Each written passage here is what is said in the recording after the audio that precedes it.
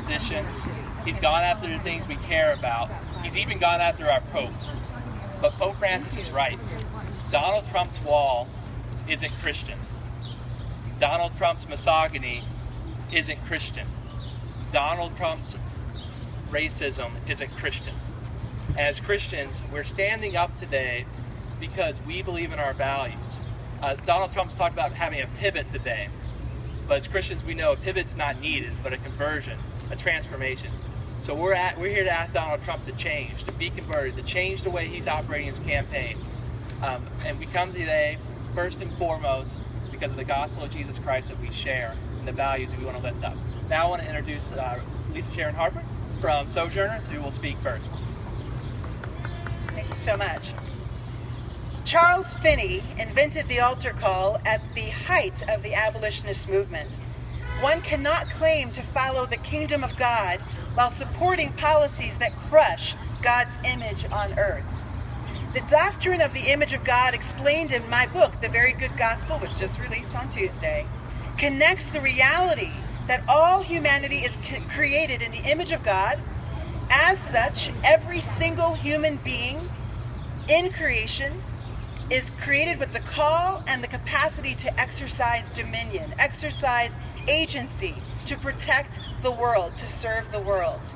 Embedded in foundational American law and at the heart of the struggles that brought us the Civil War, suffrage, the Civil Rights Movement, the farm workers movement, the struggle for women's equality, is the great lie that only some people are divinely called and capable of exercising agency to steward the United States. Since the days when Charles Finney called the faithful to come to the altar to accept Jesus as their Lord and Savior, and at the same time presented them with a sign-up sheet for the abolitionist movement, Christians, people who say they follow Jesus, have called on our nation to enact policies that protect the image of God. Mr. Trump's slogan, "Make America Great Again," it rings in our ears, even as he had the audacity to question the qualifications of a federal judge based on his ethnic heritage.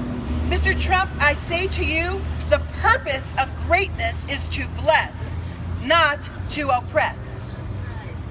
In May, more than 50 national Christian faith leaders and clergy signed the call to resist.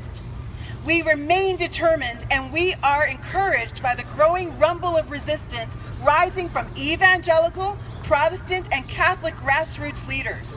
We will resist all policies that fail to recognize, protect, and cultivate the image of God in all people, and the call and the capacity of those people to steward our world.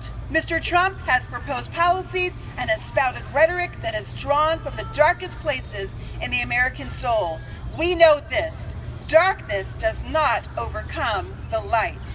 The light always breaks through. Thank you. Thank you. And next we'll have Reverend Ron Steep. Reverend. Thanks so much. I'm Ron Steep. I'm the Executive Director of the National Religious Campaign Against Torture Action Fund.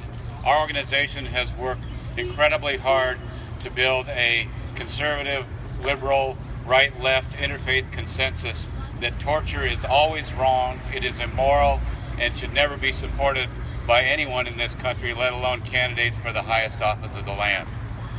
When Mr. Trump had mentioned that he is in love with torture, would waterboard and beyond, what that means, we know from a Senate Intelligence Committee report, is that a candidate for the office of the presidency of the United States has just suggested that we would go beyond waterboarding to hang people from chains on walls, to give them ice baths, naked, laying on the floor, to do unspeakable things to God's created human beings. We stand firmly against that. And since 2015, with our leadership of Senator McCain and Senator Dianne Feinstein, we have really been a nation who has repudiated CIA torture and is now against the law for the CIA to torture people in the theater of war. Anyone that would suggest that we can turn the clock back and become a nation once again that tortures people is suggesting that the law is not important. They're flouting the practice of the United States military and they're standing on the wrong side of history and for sure the wrong side of Christian and interfaith values. Thank you, Reverend Steve. Next we have Sarah Benitez from Faith and Public Life. Good morning.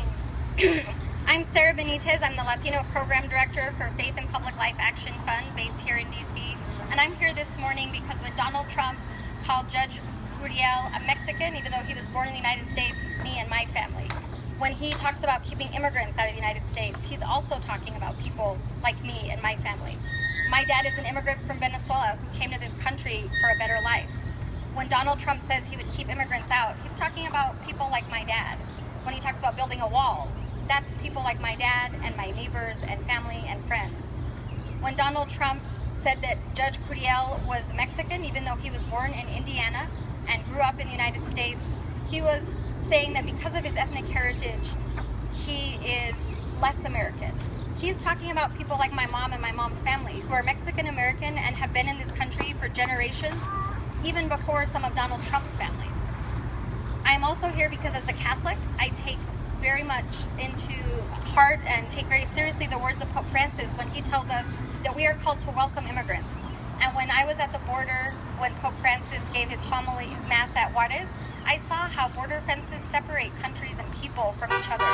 I also believe that what Pope Francis said, that Donald Trump is unchristian because he talks about building walls more than building bridges, that I am called as a person of faith to speak out against racism, bigotry, and xenophobia. We are standing together as people of faith to speak out against Donald Trump's racist and xenophobic rhetoric with other faith leaders. Today, Faith and Public Life Action Fund is releasing a video highlighting the words of Christian leaders who have spoken out against Donald Trump's sinful rhetoric and unrepentance. You can find the video on Twitter at Faith and Public Life Action Fund, FPL Action. Thank you.